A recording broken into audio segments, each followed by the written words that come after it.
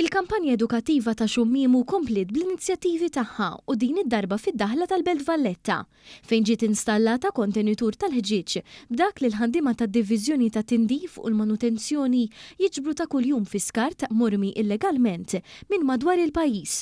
Fil-fatt jirriżulta li ma' kull ġurnata d-Diviżjoni tiġbor mal-45 tunnellata ta' skart, simili minn toroq jew żoni lokali. Id-Direttur Ġenerali tad-Diviżjoni ta' Tindif u l-Manutenzjoni Ramon De Guara spjega ma' One News kif l-iskop ta' dan kollu u li permezz ta' għarfien u edukazzjoni il-pubbliku jkun jista' jifhem iżjed kif l-iskart u ta' dannu mhux biss għall-ambjent u l-biodiversità ta' madwarna, imma wkoll għall-aspett estetiku taż-żamma tal-pajjiż.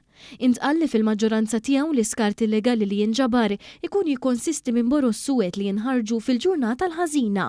Min-naħa l-oħra meta wieħed joħroġ aktar fil-periferiji tal-lokalitajiet, jinstab ħafna aktar skart illegali relatat mal-industrija tal-kostruzzjoni. Ma naħsibx li huwa idonju li fil-sena 2024 għadna nsibu minn dat-tip ta' abbużi meta nafu li għandna servizzi kollha provduti kemm mill-Gvern ċentrali kif ukoll mill-Kunsilli Lokali kollha b'xejn f'pajjiżna.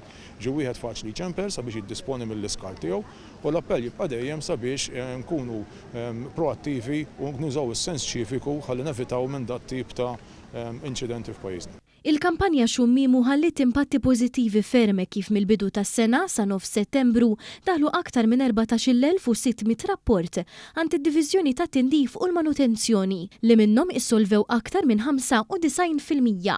Sa dan it-tant is-Segretarju Parlamentari għall-Indafa Pubblika Glenn Bedingfield spjega li lan ewlieni ta' din l-inizjattiva u li l-poplu jara aktar bajneh il-kruwa tal-iskart illegali. Aħna nixtiequ li nies tivviżwalizza dan huwa pajjiżna u pajjiżna rridu nkunu aħna li neħdu ħsibu l-ewwel għalina bħala Maltin u anke għal dawk li jiġu jżuruna.